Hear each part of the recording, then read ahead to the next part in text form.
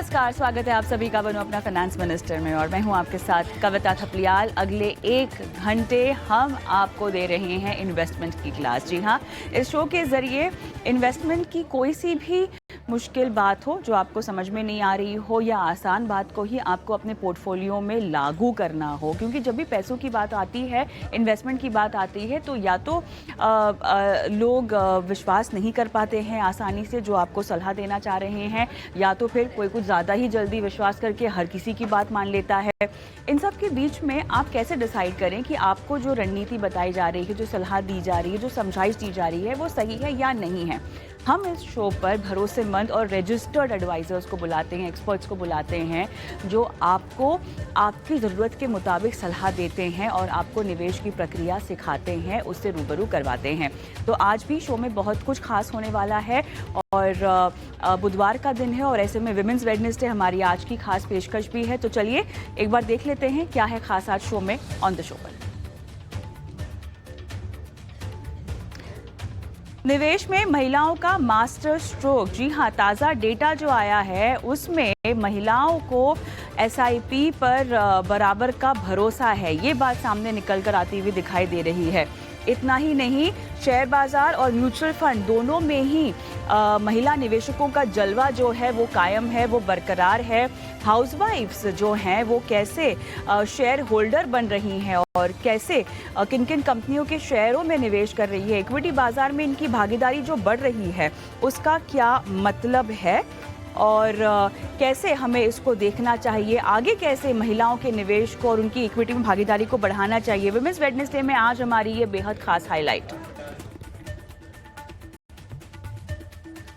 Women's Wednesday की खास पेशकश में आज हम आपको मिलाएंगे डॉक्टर क्यूट्रेस से। जी हाँ, इन्हें अगर आप भी सोशल मीडिया पे फॉलो करते हैं और यूजुअली आपकी फिजिकल हेल्थ पर आपको सलाह देते हुए सुनते हैं, तो आज हम इनकी फाइनेंशियल हेल्थ पर बातचीत करेंगे। डॉक्टर क्यूट्रेस हमारे साथ जुड़ेंगी और डॉक्टर तन्या नरेंद्र से जानना चाहेंगे कि उनकी सफलता की कहानी क्या है और वो आपको आज सेहतमंद रहने के मंत्र तो देंगे ही देंगी, लेकिन साथ ही कामयाबी के मंत्र, पोर्टफोलियो में मुनाफे का मंत्र वो क्या देंगी, आज जानेंगे इनसे। और हमारी खास पेशकश साइबर क्राइम जरा संभल कर, जहां पर हमारा फोकस है एआई के जरिए बढ़ते साइबर क्राइम पर। जी हाँ, एआई अब नया साइबर क्रिमिनल बन गया है। कैसे आपके साथ फाइनेंशियल धोखाधड़ी हो रही है, कैसे आपकी बचत पर, आपके इन्वेस्टमेंट पर एआई की नज़र है, इस पर बारीकी से आज बातचीत होगी हमारे एक्सपर्ट के साथ।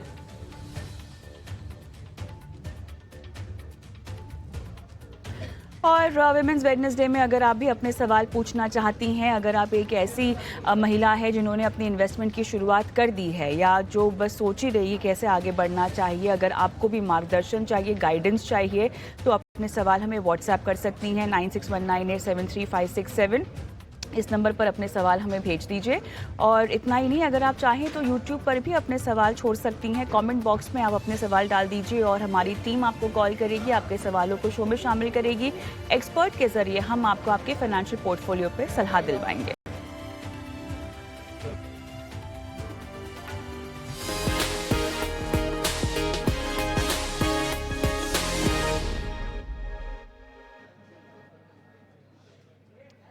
चलिए, तो विमेंस वेडनेसडे की शुरुआत करते हैं और आज क्योंकि हमारा फोकस विमेन इन्वेस्टर्स पर है, विमेन व्यूअर्स पर है, तो हम चाहते हैं कि इनकी कामयाबी की कहानी भी आपको बताएं, जो कि शो में हम आगे लेकर आएंगे और बताएंगे कि कैसे इक्विटी बाजार में महिलाओं की भागीदारी बढ़ रही है, कैसे वो शेयर्स खरीद रही हैं, म्यूचुअल फंड में निवेश कर रही हैं, एसआईपी पे उनका भरोसा कितना बड़ा है।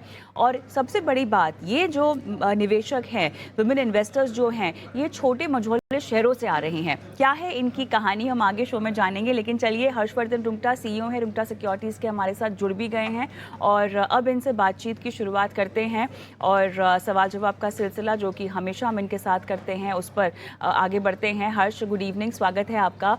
और मेरे ख्याल से आज हमें भी हर्ष हो रहा है ये कहते हुए कि आपकी और हमारी जो ये मुहिम है महिला निवेशकों की भागीदारी बढ़ाने की इस पेशकश के जरिए, वो कहीं ना कहीं रंग लाती हुई दिखाई दे रही है। ताज़ा जो डेटा आया है एनएससी की तरफ से वो तो यही कहता है कम से कम। बहरहाल, इस डेटा के बारे में हर्ष हम आपसे आगे भी बात करना चाहेंगे और आपकी भी राय इस पर चाहेंगे, लेकिन 3 दर्शक हमारे साथ जुड़ चुकी हैं फोन लाइन पर। Khyati, Khyati hi, good evening. Good evening. Hello. Hi, आप कहाँ से बोल रहे हो? हाँ ख्याति, मुझे आपकी आवाज़ आ रही है। Okay, I am from Gujarat, Rajkot. Gujarat Rajkot से। ख्याति, हाँ। आप क्या करते हो? I am physiotherapist. Okay, physiotherapist हैं आप, बहुत बढ़िया। आप हाँ, एसआईपी हाँ। कर रही हैं 25,000 की, क्या आप करना चाहती हैं? आप करना चाहती हैं? चाहती है। हाँ, हाँ, अच्छा, 25,000 की अच्छा। करना चाहती है। तो मुझे क्या ख्याति, करना चाहिए? 10 इयर्स और 15 इयर्स, 10 साल या 10 10 साल years, या 15 साल? 10 साल पकड़ 10 लें, years, 15 साल ना पकड़ें। 10। 10 साल पकड़ें, चलिए ठीक है। हाँ। और 25,000 से आप शुरुआत करेंगी। लक्ष्य है आपका 5 करोड़ रुपए। 10 साल में आपको बनना है एक करोड़पति, वो भी एक नहीं 5 करोड़ रुपए।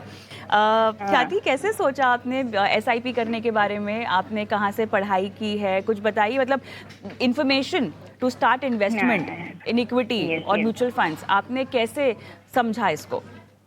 मेरे हस्बैंड है ना, वो अकाउंटेंट है, तो मुझे ओके, मुझे उसने बताया कि ऐसे करना चाहिए हमें। तो और आपकी न्यूज़ ओके। देखी उसने, तो उसने हाँ, मुझे हाँ। बताया कि आपको भी वुमेन्स में उसमें क्वेश्चन करना चाहिए और पूछना चाहिए कि कैसे इन्वेस्ट अच्छा, करना चाहिए, इसीलिए ओके। उसने मैसेज किया था, इसीलिए। वेरी आई नाइस, मुझे एम बहुत ऑल्सो अच्छा लगा। इंटरेस्टेड। जी, आई एम ऑल्सो जी। Interested to invest my money.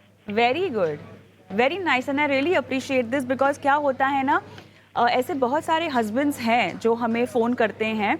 वो चाहते हैं कि हाँ। उनकी वाइफ अपनी इन्वेस्टमेंट की शुरुआत करे, बट वो उनके लिए सवाल पूछ लेते हैं। मुझे अच्छी बात ये लगी कि हाँ। आपके यस, हस्बैंड ने यस, आपको डिटेल्स फॉरवर्ड कर दी और बोला कि यहाँ तुम ही खुद अपने सवाल पूछ लो, है यस, ना? So I yes, really yes, yes. Appreciate and gratitude to your thank you, husband कि उन्होंने आपको ये करने दिया। अब आते हैं थैंक। आपके फाइनेंशियल प्लानिंग पर। सो थोड़ा सा रियलिस्टिक होना पड़ेगा ख्याति यहाँ पे। 25,000 एंड 10 इयर्स एंड 5 करोड़, बहुत बड़ा टारगेट आपने सेट कर लिया है। पर निवेश भी आपको बढ़ाना होगा, या तो आपको इन्वेस्टमेंट होराइजन अपनी बढ़ानी पड़ेगी। क्या सही रास्ता होगा वो हर्ष बताएंगे। हर्ष, बताइए। जी हाँ, कविता, आपने सही कहा। पहले उन्होंने जो सवाल भेजा था वो ये था कि 25,000 रुपए इन्वेस्ट करने 5 करोड़ चाहिए। तो दोनों सिनेरियो बता दूं ख्याति जी। पहला है कि अगर आप सिर्फ 10 साल के लिए इन्वेस्ट करना चाह रही हैं 25,000 रुपए, तो मैंने कैलकुलेट किया, ये करीबन 57 लाख बनता है अगर 12% से हम अनुमान लगाते हैं, और 10 साल तक अगर आप अपना एसआईपी करती रहे 25,000 रुपए का, तो ये करीबन 57 लाख बनता है। आपको अगर 5 करोड़ रुपए इकट्ठा करने हैं तो जो टाइम होराइजन है वो 10 साल नहीं, आपको 26 साल करना होगा। अगर आप यही एसआईपी की अमाउंट 26 साल तक करते हैं तब जाके 5 करोड़ रुपया बनता है, और अगर 10 साल तक करेंगे तो करीबन 57 लाख आसपास आता है। आप कैसे पोर्टफोलियो बनाएं वो भी आपको बता दूं। आपको 5 स्कीम मैं बता देता हूं जिसमें आप 5-5 हजार की एसआईपी करेंगी। तो पहली स्कीम रहेगी ABSL Nifty 50 equal weight index fund, दूसरा कोटक मिड कैप फंड, तीसरा Nippon India multi cap fund, White okay multi asset allocation fund and Edelweiss gold and silver ETF. So ये 4 फंड मैं आपको दे रहा हूं एज एन ऑप्शन, जिसमें आप अपनी 5-5 हजार रुपए की एसआईपी करेंगी तो 25,000 रुपए आपके इस 5 फंड में हो जाएंगे। 2 साल बाद एक बार पोर्टफोलियो को रिव्यू करिएगा, हर 2 साल में एक बार, कि आपका जो ऑब्जेक्टिव था वो मीट हो रहा है कि नहीं। 10 साल के बाद अगर पैसे चाहिए तो ये स्कीम यूज कर सकते हैं।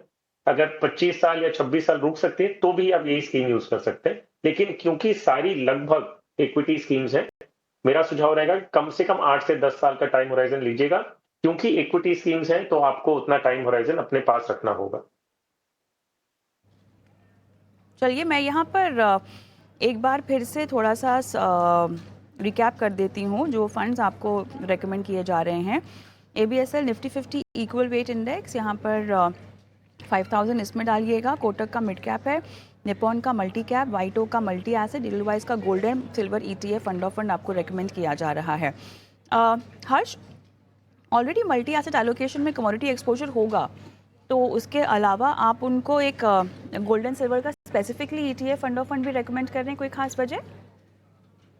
देखिए कविता, अगर हम बात कर रहे हैं मल्टी एसेट फंड में, तो उसमें जरूरी नहीं है कि आपका 30% कमोडिटीज हो। उसमें equity, debt, REITs, InvITs, commodities सब आ जाता है। So yes, there is an allocation of commodities, लेकिन वो कमोडिटी का जो एक्सपोजर है वो हो सकता है करीबन खाली 10-12% के आसपास हो। तो इन दैट कॉन्टेक्स्ट, क्योंकि हमें एक डाइवर्सिफिकेशन स्टैंड पॉइंट से एक, आपको अगर हम बोलेंगे प्रेशियस मेटल्स वाला एक प्रोडक्ट जो है, एक स्कीम है, वो पोर्टफोलियो में होनी चाहिए, तो एक स्पेसिफिक आपको एक गोल्ड एंड सिल्वर ETF का फंड ऑफ फंड का सजेशन दिया जा रहा है। राइट। रिव्यू तो करना ही होगा, काफ़ी एम्बिशियस इनका टारगेट भी है, अग्रेसिव टारगेट भी है। ख्याति, बताइए, कोई सवाल पूछना चाहती हैं आप हर्ष से? नो मैम, एक्चुअली मुझे मेरे हस्बैंड से पूछना पड़ेगा, वापस मैं आपको फोन करूंगी, वापस मैं आपको नहीं, आप अपने बिल्कुल आप अपने हस्बैंड को बताइए कि ये सलाह मिली है, उनसे कंसल्ट कीजिए, है ना? और उसके बाद कोई सवाल पूछना हो तो अपना सवाल आप वापस से हमें भेज सकती हैं, हम आपका मार्गदर्शन करेंगे। ऑल द बेस्ट ख्याति, and thank you so much अपना सवाल हमें भेजने के लिए। Okay, let's move on. और ख्याति के बाद शेरिल का मैं सवाल लेती हूँ। हर्ष, ये इन्वेस्ट कर रही हैं HDFC के फ्लेक्सी कैप में, Motilal Oswal mid cap, Nippon India large cap and SBI Contra में।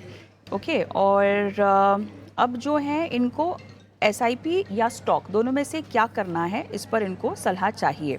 5 लाख रुपए इनको कह रही हैं कि एक शॉट में स्टॉक्स में डालने हैं, उसके लिए कोई अच्छे से स्टॉक की रिकमेंडेशन चाहिए। तो शेरिल, स्टॉक पे सवाल पूछना चाहती हैं तो 10:30 बजे हमारे चैनल पर योर स्टॉक एक शो आता है, उसमें आप अपना सवाल पूछ सकती हैं, लेकिन 5 लाख रुपए आप म्यूचुअल फंड में भी निवेश कर सकती हैं।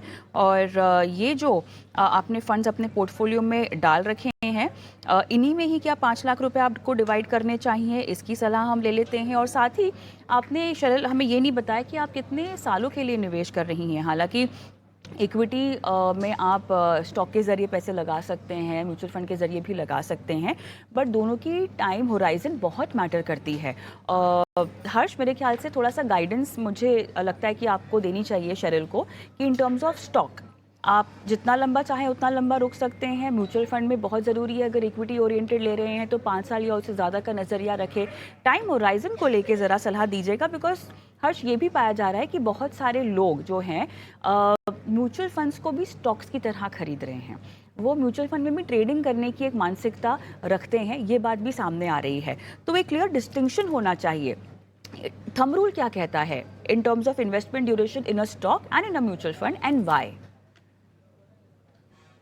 तो देखिए कविता, पहली बात तो difference in mutual fund and difference की आप मतलब इसमें जो यूनिकनेस होती है कि भाई आप म्यूचुअल फंड में कर रहे हैं तो क्या मिल रहा है, और स्टॉक्स में डायरेक्टली अगर कंपनी के शेयर्स खरीद रहे हैं तो उसमें क्या फर्क है। तो जब भी आप कोई भी कंपनी के शेयर्स खरीदें, ध्यान रखिए कि जो पूरा यूनिवर्स है वो करीबन 6000 लिस्टेड कंपनीज हैं, उनमें से आपको चूज करना है कि आपको कितनी और कौन सी कंपनियां खरीदनी है। तो आप अगर मान लीजिए चूज करते हैं कि मुझे 3-4 कंपनियों में पैसे लगाने हैं, तो पहले वो फिल्टर आपको लगाना होगा कि कौन सी 3-4 कंपनियों को इस पूरे 6000 कंपनी के पूरे लिस्टेड मार्केट में से किन में आपको इन्वेस्ट करना है। अगर आपने मान लीजिए चूज कर भी लिया कि आपने 3-4 कंपनियां चूज कर ली, और फिर उसके बाद उसको रेगुलरली मॉनिटर करना पड़ता है, और रेगुलरली उसे डिसाइड आपको देखना रहता है कि कंपनी के साथ क्या प्रोग्रेस हो रहा है, क्या मैं इस कंपनी में बने रहना चाहती हूं कि मुझे इसमें से निकल जाना चाहिए। तो जब भी आप कोई भी स्टॉक में इन्वेस्ट करते हैं, उसमें एंट्री एग्जिट को भी आपको टाइम और प्लान करना रहता है। अगर मान लीजिए आपने कोई कंपनी में इन्वेस्ट किया है, लेकिन कुछ डेमोग्राफिक्स बदल रहे हैं, मार्केट का पूरा सिचुएशन बदल रहा है, तो आपको शायद हो सकता है कि वो प्रोडक्ट इरेलेवेंट हो जाए। तो ऐसा नहीं है कि आपने कोई भी एक स्टॉक ले लिया और लंबी अवधि तक बने रहेंगे तो आप पैसे कमाएंगे ही, ऐसा जरूरी नहीं है।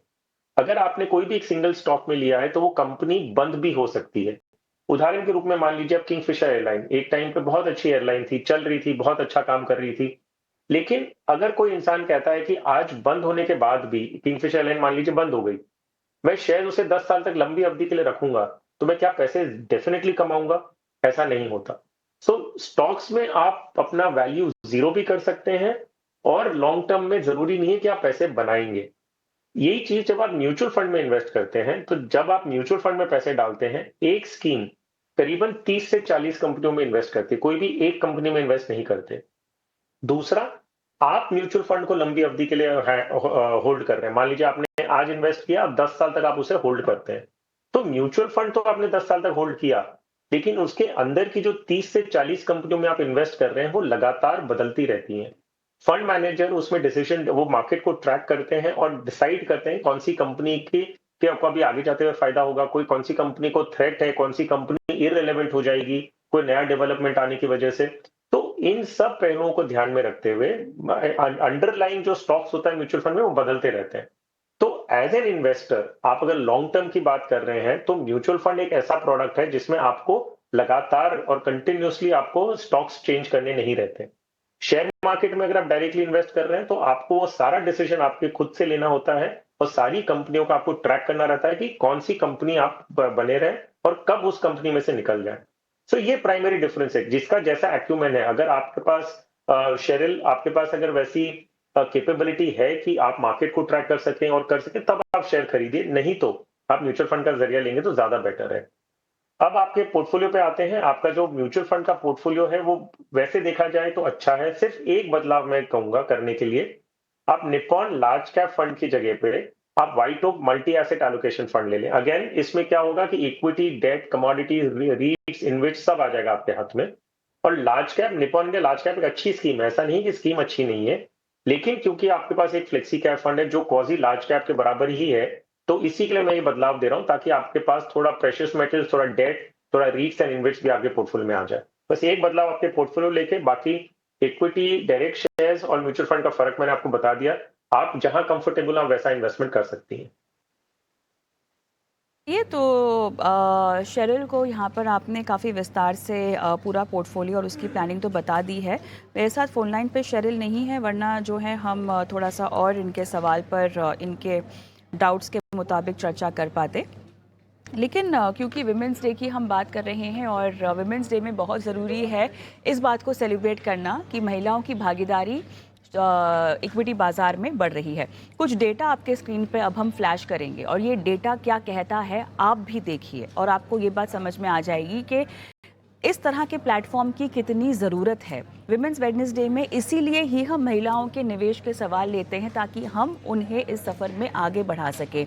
एनएसई की जो हाल ही में रिपोर्ट आई है उसमें महिला निवेशकों की संख्या जो है वो बड़ी है।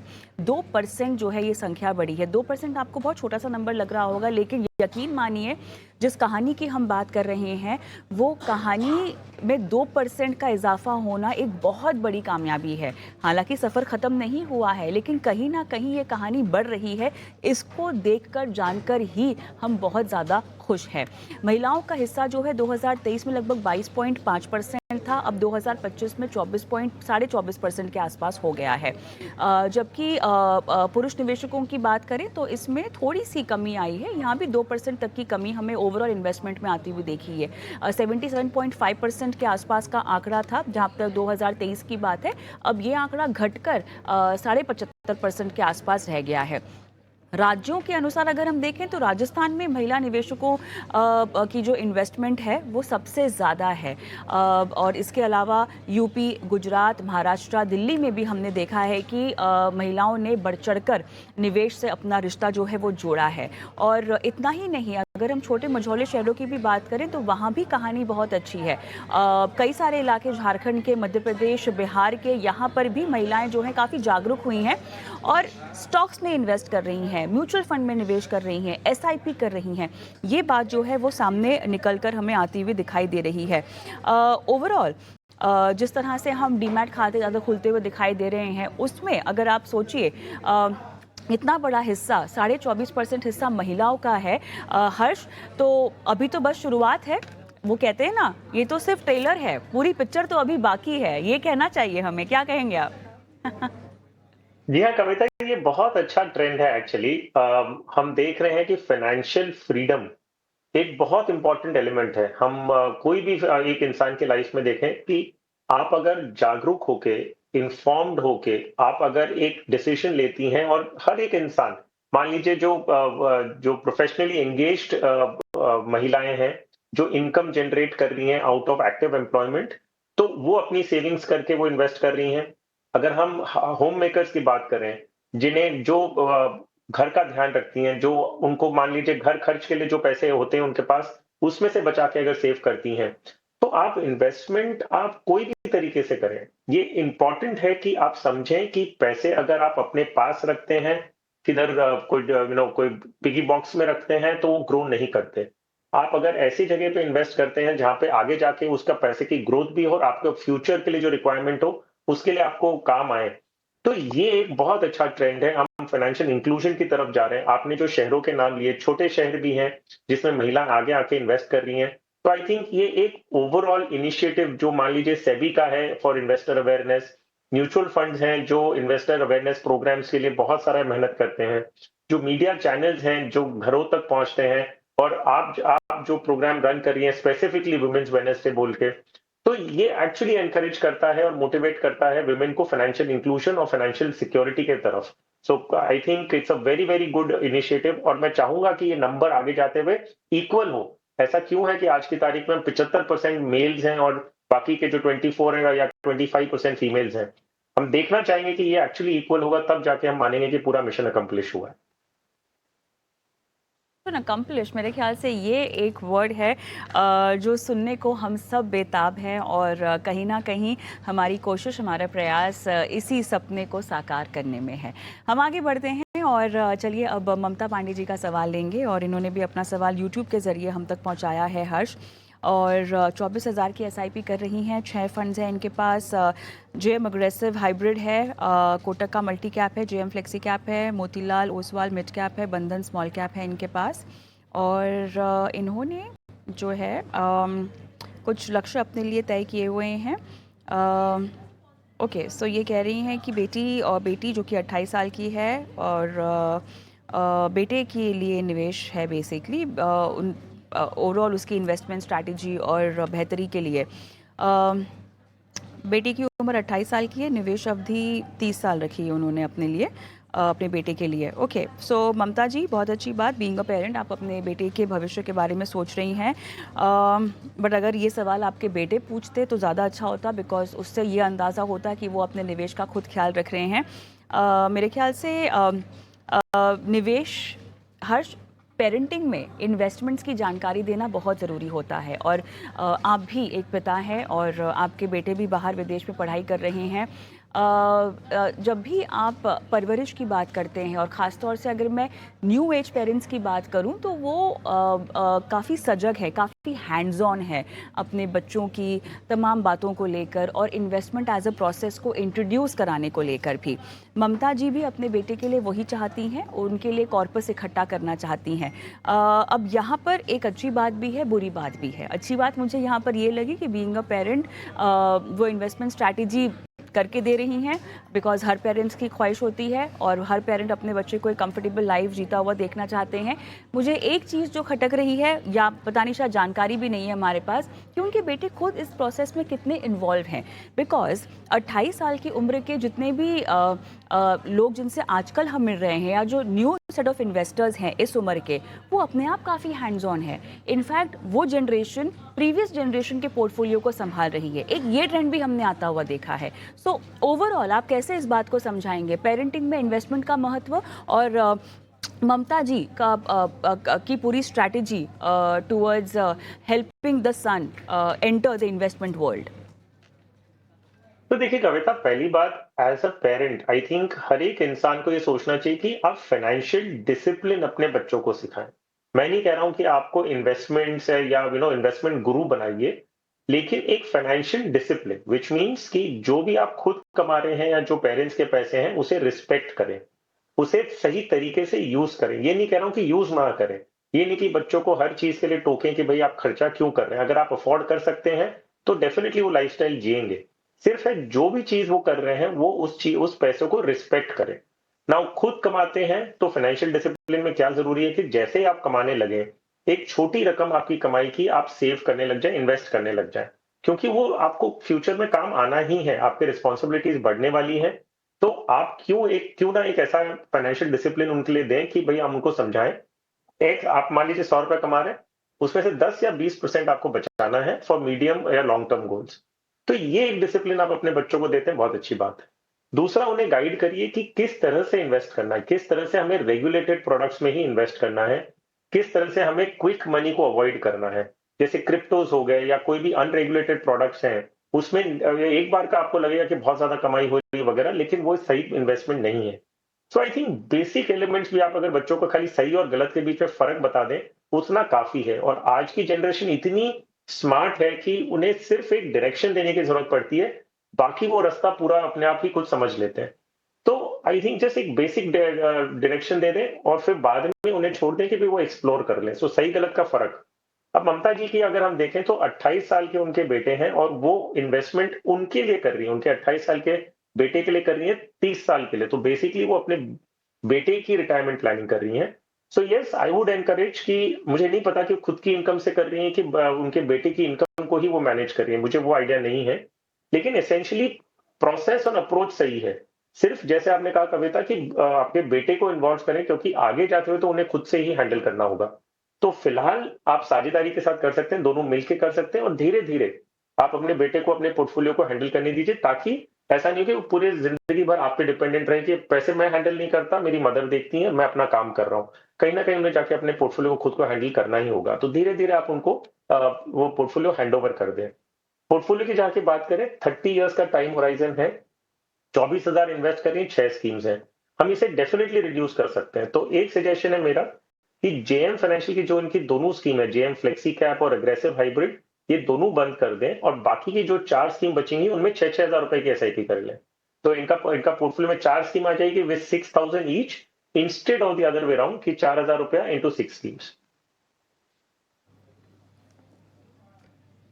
ऑलराइट। तो ममता जी को आपने जेएम की दोनों स्कीम्स बंद करने की सलाह दी है। क्यों बंद करने की सलाह दी हर्ष आपने? तो देखिए, एक तो जेएम का जो फ्लेक्सी कैप फंड है, it is not been performing very well. दूसरा इनके पास जो जेएम की स्कीम है, वो अग्रेसिव हाइब्रिड फंड है और क्योंकि इनका 30 साल का टाइम होराइज़न है, तो मैं समझ के चल रहा हूँ कि अगर ये हाइब्रिड फंड ना लेके अगर फुल इक्विटी फंड भी लेती हैं, तो इनके लिए काफ़ी होगा। सो स्कीम कंसोलिडेशन भी हो जाता है और 2 एक जो अंडर परफॉर्मिंग स्कीम है और दूसरी जो हाइब्रिड फंड है, दोनों इनके पोर्टफोलियो में ज़रूरत नहीं है। सो कंसोलिडेशन स्टैंड पॉइंट के पॉइंट ऑफ व्यू से and maximising growth over 30 years, ये ऑब्जेक्टिव है इन दोनों स्कीम्स बंद करने की सलाह देने के पीछे। चलिए, प्रमीला का सवाल हम लेंगे हर्ष। और ये 1 सीआर 18 साल में इकट्ठा करना चाहती हैं, 12,000 रुपये 6 फंड में इन्होंने लगा रखे हैं। फंड्स के नाम आपके पास हैं हर्ष, मैं रीड आउट नहीं करूँगी, बताइएगा क्या रणनीति? तो देखिए, अगर हम बात करें इनकी सारी स्कीम्स जो हैं वो अच्छी हैं। मुझे नहीं लगता कि कोई भी ऐसा कोई कंपल्सिव रीज़न है कि हम ज़बरदस्ती उस पोर्टफोलियो में कोई बदलाव करें। हालाँकि एक चीज़ मैं ज़रूर कहूँगा कि 12,000 ही रुपए अगर इन्वेस्ट करना था तो 6 स्कीम की ज़रूरत नहीं है। लेकिन मैं ये समझ रहा हूँ कि आगे जाते हुए इन्होंने कहा कि अपना इन्वेस्टमेंट बढ़ाएँगी भी और 1 करोड़ अचीव करना चाह रही हो, 18 साल इनके पास है। तो मुझे लगता है ये फॉर द मोमेंट ये 6 स्कीम्स कंटिन्यू करें। जब भी इन्हें इन्वेस्टमेंट आगे जाके बढ़ाना होगा, इन्हीं स्कीम्स में बढ़ाती रहें। तो और नई स्कीम उस समय नहीं जोड़े तो ये पोर्टफोलियो ठीक है, कोई दिक्कत नहीं है। फिलहाल ऐसे का ऐसा कंटिन्यू करते रहें और नई स्कीम्स ना जोड़ें, जब इन्वेस्टमेंट बढ़ाना होगा, इन्हीं स्कीम में बढ़ाएँ। ओके, अमृता का सवाल लेंगे। इन्होंने भी यूट्यूब के ज़रिए अपना सवाल भेजा है और लक्ष्य है इनका 8 करोड़, एसआईपी कर रहे हैं 13,500 की। स्टेप अप करेंगे एसआईपी को 5 से 7%। उम्र है 37 ईयर्स ओल्ड और फंड्स इनके पास हैं ईडलवाइज का technology fund, Parag Parikh flexi cap, Mahindra Manulife multi cap, Tata small cap, WhiteOak capital ELSS है और मिरासेट का लार्ज कैप है। ओके, इसी पोर्टफोलियो से इनको 8 करोड़ भी इकट्ठा करने हैं।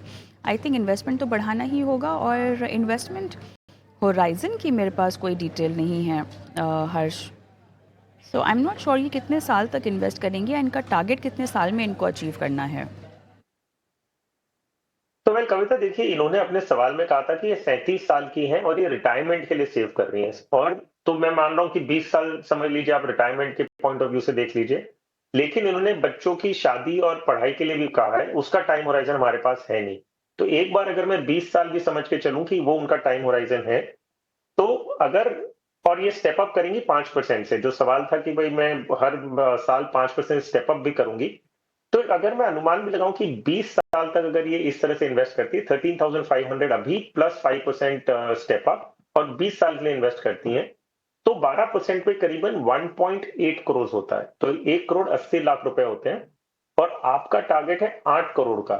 तो बहुत ज़्यादा अग्रेसिव टारगेट है आपका अमृता जी। सो आपको थोड़ा अपने अपने टारगेट्स को मॉडरेट करना होगा, क्योंकि ये इस इन्वेस्टमेंट से प्लस स्टेप अप के बाद भी आप वहां तक नहीं पहुंच पाएंगी।